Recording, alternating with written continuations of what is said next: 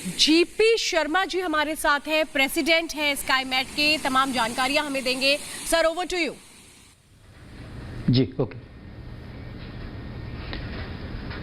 देखिए, एक साइक्लोन निसर्ग अभी कोस्ट के पास पहुंच रहा है। जैसे आपने भी बोला, मुंबई से हालांकि इसकी दूरी 100 किलोमीटर से भी कम हो चुकी है। अभी जो अलीबाग जहां ये संभावित है, इसकी संभावना लग रहा है जैसे अलीबाग और ये रायगढ़ है, रायगढ़ डिस्ट्रिक्ट में ही इलाहाबाद है, उसके आसपास ही इसका लैंडफॉल होना चाहिए। और इसका जो सेंट्रल पोर्शन है वो तो कोस्ट के पास तटवर्ती क्षेत्रों के पास उसको टच करना शुरू कर दिया है इसने। ये उसका सेंट्रल पोर्शन है। जो अलीबाग से बात करें तो इसका केवल 50 किलोमीटर की दूरी पर है अलीबाग से जो इसका लैंडफॉल शुरू होगा। तो कभी भी लगभग अगले 1-1.5 घंटे में हम इसका लैंडफॉल शुरू हो जाएगा।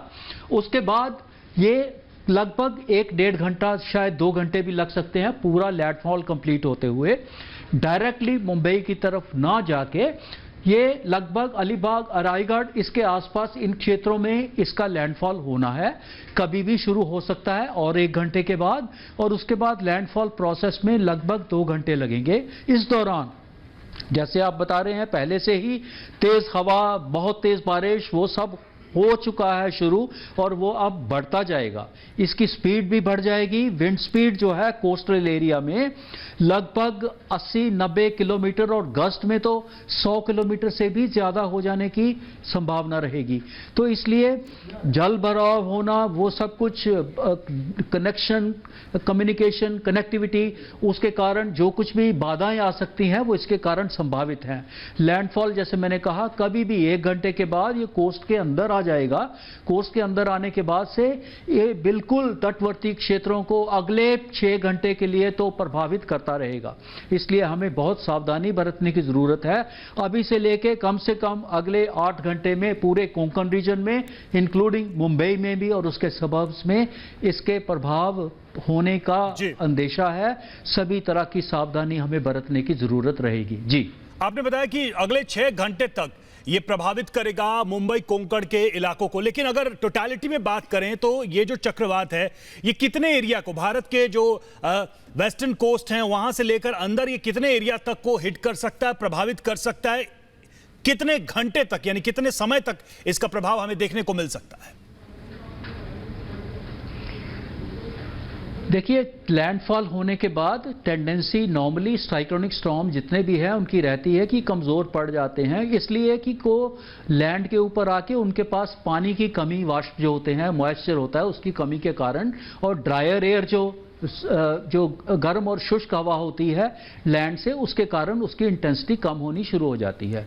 लेकिन वो भी एक प्रोसेस है कि जब वो क्रॉस कर जाएगा साइक्लोनिक स्टॉर्म, पहले वो डीप डिप्रेशन में वीक होगा, उसके बाद डिप्रेशन, और उसके बाद फिर जो भी लो प्रेशर एरिया भी हैं वो काफ़ी वेदर एक्टिविटी देते रहते हैं।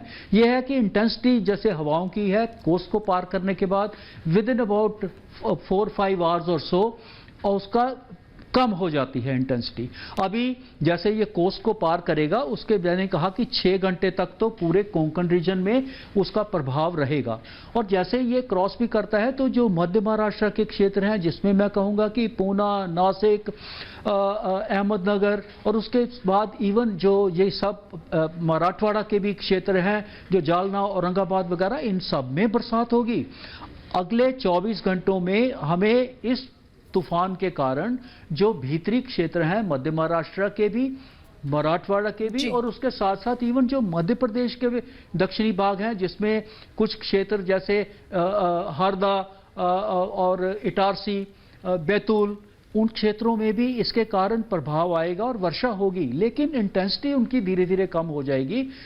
ज़्यादा इंटेंसिटी अगले 6 घंटे तक कोस्ट पे और उसके सटे हुए क्षेत्रों पे संभावित है। प्रभाव कम हो जाएगा, अगले 6 से 8 घंटे के भीतर ये कमज़ोर हो जाएगा, इसका प्रभाव कम हो जाएगा, लेकिन वर्षा जारी रहेगी, मॉडरेट स्पेल रहेंगे, कहीं कहीं भी भारी वर्षा की उम्मीद रहेगी।